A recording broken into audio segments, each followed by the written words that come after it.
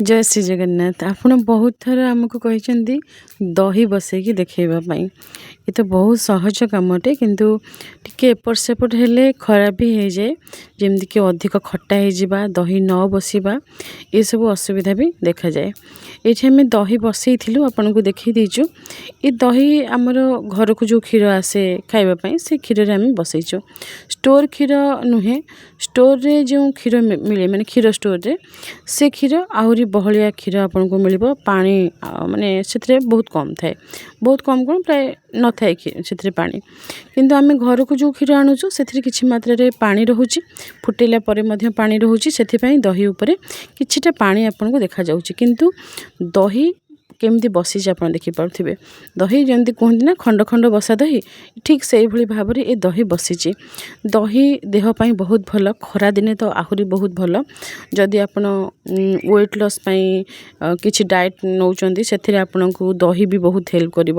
Protein source ପାଇଁ ଆପଣ ଦହିକୁ use କରିପାରିବେ। ସକାଳ ଜଳଖିଆରେ ଗୋଟେ ରୁଟି, ସନ୍ତୁଳା, ଦହି ଏମିତି ଆମେ ସର୍ଭ କରିଥାଉ ସମସ୍ତଙ୍କୁ। ତା ସହିତ ଘରକୁ ଯଦି ଗେଷ୍ଟ ଆସୁଛନ୍ତି, ତାଙ୍କୁ ଆପଣ କୋଲ୍ଡ ଡ୍ରିଙ୍କସ୍ ଦେବେ ନାହିଁ, ତାଙ୍କ ଦେହ ପାଇଁ ଖରାପ, ସମସ୍ତଙ୍କ ପାଇଁ ଖରାପ। ତ ସେଠି ଆପଣ 2 ଚାମଚ ଦହିରେ ଚିନି ବା ଯାହା ଆପଣଙ୍କର ମିଠା ସୋର୍ସ ଅଛି ତାକୁ ପକାଇକି, ଟିକେ ଲୁଣ ପକାଇକି ଆପଣ ସରବତ କରି ସର୍ଭ କରିପାରିବେ। କାକୁଡ଼ି, ଦହି ଏସବୁ ସାଲାଡ଼ କରି ଖାଇପାରିବେ। ଦହି ବିଭିନ୍ନ ପ୍ରକାରରେ ଆପଣ ୟୁଜ୍ କରିପାରିବେ। ଦହି ଦେହ ପାଇଁ ଯେତିକି ଭଲ ସେତିକି ଖରାପ ହେଇଯାଏ। ଖରାପ କେତେବେଳେ ହୁଏ? ଯେତେବେଳେ ଆମେ ବାସି ଦହି ଖାଇଥାଏ। ଦହିକୁ ଫ୍ରିଜରେ ରଖି ବାସି କରି ବିଲକୁଲ ଖାଇବେ ନାହିଁ। ଚେଷ୍ଟା କରିବେ ଫ୍ରେଶ୍ ଦହି ଆଜି ବନେଇଲେ, ଆଜି ରାତିରେ ଆପଣ ଦହି ବସେଇଲେ, ତା ପରଦିନ ଦିନ ସାରା ଆପଣ ସେ ଦହିକୁ ଖାଇବା ପାଇଁ ୟୁଜ୍ କରିବେ। ତାପରେ ପୁଣି ରାତିରେ ଆପଣ ଦହି ବସେଇବେ। ଯଦି ଆପଣ ଫ୍ରେଶ୍ ଦହି ଖାଇବେ, ସେ ଆପଣଙ୍କ ଦେହ ପାଇଁ ଭଲ। ତା ସହିତ ଦହି ସାଙ୍ଗରେ ବହୁତ ଲୋକ ଚିନି ବହୁତ ଖାଇଯାଆନ୍ତି, ତ ସେମିତି କରିବେ ନାହିଁ। ଯଦି ଆପଣ ଦହିରୁ କିଛି ବେନିଫିଟ୍ ପାଉଥିବେ, ତାହେଲେ ଚିନି ଆପଣଙ୍କ ବଡ଼ିରେ ବହୁତ ଲସ୍ କରିବ। ତେଣୁ ଚିନିକୁ ଆଭଏଡ଼ କରିବେ। ଖାଲି ଫ୍ରେଶ୍ ଦହି ଆପଣ ଖାଇପାରିବେ। ଫ୍ରେଶ୍ ଦହି କହିଲେ ଆପଣ ରାତିରେ ବସେଇଛନ୍ତି, ସକାଳେ ସେ ଦହି ଖାଇବେ। ସେଥିରେ ଆପଣଙ୍କୁ ନା ଚିନି ଦରକାର ହେବ, ନା ଲୁଣ ଦରକାର ହେବ। ଯଦି ଆପଣ ବହୁତ ମାନେ ଟେଷ୍ଟକୁ ମାନେ ଜଗି ରଖିକି ଚଳନ୍ତି, ନାଇଁ ଆମକୁ ଟେଷ୍ଟି ଲାଗିଲେ ହିଁ ଖାଇବୁ, ତାହେଲେ ଆପଣଙ୍କୁ ଟିକେ ଲାଗିପାରେ। ନଚେତ୍ ଆପଣ ଯଦି ଟିକେ ମନକୁ ବୁଝେଇଦେବେ, ତାହେଲେ ବିନା ଚିନି, ବିନା ଲୁଣରେ ମଧ୍ୟ ଫ୍ରେଶ୍ ଦହି ଖାଇପାରିବେ।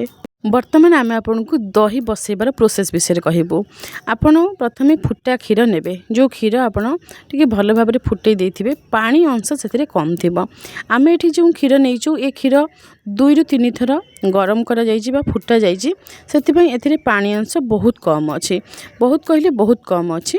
ଯାହା ଦହି ଉପରେ ଆପଣ ଦେଖିପାରୁଛନ୍ତି ଯେତିକି ପାଣି, ସେଇ ଅନୁସାରେ ଟିକେ ଟିକେ ପାଣି ରହିଥିବ। ଏ କ୍ଷୀର ଦିନସାରା ଫୁଟା ହୁଏ, ସମସ୍ତେ ଯିଏ ଖାଇବା କଥା ଖାଇଛନ୍ତି। ବାକି ଯାହା କ୍ଷୀର ରହିଯାଇଛି, ସେଥିରୁ ଆମେ ସର ବାହାର କରିଦେଇଛୁ। ଆପଣଙ୍କୁ ଯଦି ଅତି ଚିକଣ ବାଲା ଦହି ଦରକାର, ତାହେଲେ ଆପଣ ସର ରଖିପାରିବେ। ଆମେ ସର ବାହାର କରିଦେଇଛୁ। ସେ ସରରେ ଆମେ ଘିଅ ତିଆରି କରିବୁ। ଯେତିକି ବଳକା କ୍ଷୀର ଅଛି, ତାକୁ ଆମେ ଗ୍ୟାସ୍ ଉପରେ ବସେଇ ଦେଇଛୁ, ଟିକେ ହାଲକା ଗରମ କରିବା ପାଇଁ। ହାଲକା ଗରମ କହିଲେ ପୁରା ଗବ ଗବ ହେଇକି କ୍ଷୀର ଫୁଟିବ ନାହିଁ, ଖାଲି ଗରମ ହେଇଯିବ। ଟିକେ ଟିକେ ଧୂଆଁ ଉଠିଲେ ଆପଣ ଜାଣିପାରିବେ କ୍ଷୀର ଗରମ ହେଇଗଲା। ଏ କ୍ଷୀରକୁ ଆମେ ରାତି ସାରା ଫ୍ରିଜରେ ରଖିଦେଇଥିଲୁ, ସେଥିପାଇଁ ସର ବହୁତ ଭଲ ଭାବରେ ବାହାରି ଆସିଲା। ବର୍ତ୍ତମାନ ସକାଳୁ ସକାଳୁ ଆମେ ଗୋଟେ କାଢ଼ା ଏଠି ତିଆରି କରୁଛୁ, ଯାହାକୁ ଆମେ ସକାଳୁ ସକାଳୁ ପିଇଥାଉ ଖାଲି ପେଟରେ। ସେ କାଢ଼ା ସହିତ ଏପଟେ ଆମେ କ୍ଷୀର ବସେଇ ଦେଇଛୁ। କ୍ଷୀର ହାଲକା ଗରମ ହେବା ଭିତରେ ଆମେ ଏଠି ଗୋଟେ ଜାଗା ନେବା, ଯେଉଁ ଜାଗାରେ ଆମେ ଦହି ଜମେଇବା। ଦହି ଆପଣ ଯେଉଁ ଜାଗାରେ ବସେଇବେ, ସେଇ ଜାଗାରେ ଆପଣ ଟିକେ ଦହି ପକାଇବେ। ଅଳ୍ପ ଟିକେ ଦହି, ଯାହା ଆମ ପାଖରେ ପୂର୍ବରୁ ବସା ଦହି ଅଛି, ସେଇ ବସା ଦହିରୁ ଟିକେ ଆମେ ନେବା। ଏଠି ଆମେ ପାଣିରୁ ଦହିକୁ ଟିକେ ଛାଣିକି ନେଉଛୁ, ଆପଣ ଦେଖିପାରୁଥିବେ। ଯେଉଁ ଟିକେ ଟିକେ ପାଣି ଅଛି, ଆମେ ସେ ପାଣିକି ନେଉନାହୁଁ, କେବଳ ଦହିକୁ ନେଉଛୁ, ଖଣ୍ଡ ଖଣ୍ଡ ଦହି। ତ ଏଇ ଦହିରେ ଆମେ ଦହି ବସେଇବା। ଏଇ ଦହିକୁ ମହି ପ୍ରାୟ କୁହାଯାଏ। ଘରେ ଯଦି ଦହି ସରିଯାଇଥାଏ, ତାହେଲେ କୁହନ୍ତି ମହି ଟିକେ ନାହିଁ, ମହି ଟିକେ ଆଣିଲେ ଦହି ପଡ଼ିବ। ତ ଏମିତି ଆମର ଓଡ଼ିଆ ଘରେ କୁହାଯାଇଥାଏ। ତ ସେଇ ଦହିକୁ ଆମେ ଭଲ ଭାବରେ ଏଠି ଫେଣ୍ଟି ଦେଇଛୁ। ଫେଣ୍ଟି ଦେଲେ କ୍ଷୀର ସାଙ୍ଗରେ ମିଶିବା ପାଇଁ ସହଜ ହେବ। ସେଥିପାଇଁ ଏମିତି ଚାମଚରେ ଆପଣ ଟିକେ ଫେଣ୍ଟି ଦେବେ। ଦହିକୁ ଫେଣ୍ଟିବା ଭିତରେ ଦେଖନ୍ତୁ କ୍ଷୀର ଆମର ଗରମ ହେଇଗଲାଣି। କ୍ଷୀର ଉପରେ ଗୋଟେ ସର ଦେଖାଯାଉଛି। ତ এই ସମୟରେ ଆମେ କ୍ଷୀରକୁ ନେଇଯିବା। ବହୁତ ଭଲ ଭାବରେ ଫୁଟିବା ଦରକାର ନାହିଁ, ହାଲକା ଟିକେ ଟିକେ ଆପଣ এই ସମୟରେ ଦେଖିବେ ଧୂଆଁ ଆସୁଥିବ, ତାହେଲେ ଆମେ ଜାଣିବା ଆମର କ୍ଷୀରଟି ଗରମ ହେଇଯାଇଛି। ଫେଣ୍ଟା ହେଇଥିବା ଦହିରେ କ୍ଷୀରକୁ ଆପଣ ଢାଳି ଦେବେ। ବର୍ତ୍ତମାନ ଆପଣ ଯେଉଁ ଜାଗାରେ ଦହି ବସେଇବେ, ସେଇ ଜାଗାରେ ଆପଣ କ୍ଷୀର ଢାଳିଲେ। ଦହି ତ ପୂର୍ବରୁ ଆମେ फेंटी थिले दही आउ क्षीर को आउ टिके भल भाव मिक्स करदेबे। क्षीर को ए समय आपण जेते हलापटा करबा कथा करि परिबे। ए कथाटी आम कहीं कहलु हलापटा कथा आपण को 2-3टा ट्रिक आम कहबू दही बसैबार। प्रथम ट्रिक होउची आपण क्षीर जेतेबेले गरम करके आनिबे दही रे पकेबा पई क्षीर अधिक फुटी नथिबो, अधिक गरम हे नथिबो, हल्का उषुम हेतिबो जेमिति आम आपण को वीडियो रे देखै देलु। सेकेंड टिप होउची आपण क्षीर जो जगह रे ढालिले दही बसैबा पई से जगह को आपण जेतेबेले गोटे जगह रखी देबे दही बसिबा पई तापर आपण से जगार आ घुंचेबे नहीं हलेबे नहीं क्षीर को आ गोलेबे नहीं। क्षीर थरे गोला हला बस। तृतीय टिप होउची वर्तमान दही जगार आम गोटे प्लेट घोड़े देइछु आपण देखि पारथिबे किंतु से प्लेट आपण देखंतु टिके फांका अछि, आमे पूरा कवर करिनु सेमिति ही आपण को रखिबार अछि, टिके फांका जेमिति हेले रहिबो। वर्तमान दही बसैबार पूरा प्रोसेस सरी जाइए। आम गोटे स्टैंड ऊपर क्षीर को रखी देइछु। क्षीर आम बसैचु सकाल सकाल पूजा सरला 7-8टा भितर आम दही जमे दे थाउ। से दही संध्या बेलू रेडी हो जाए किंतु आम ताकू ता परदिन सकाळे खाइबा पई दे थाउ।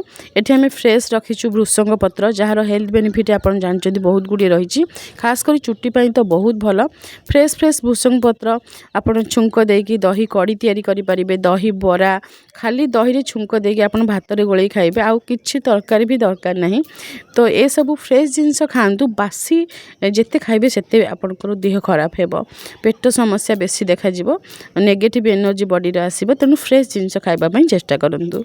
वर्तमान देखंतु जो दही आमे बसैथिलु शूटिंग करबा समय रे ये सेही दही ताको आमे आनिचु खाइबा समय रे सर्व करबा पई। आमे निजे जो दही खाइ थाउ से दही रे आमे ना चीनी पकै थाउ ना लूण, फ्रेश दही जेहेतु तो किछि भी दरकार हुए नाही।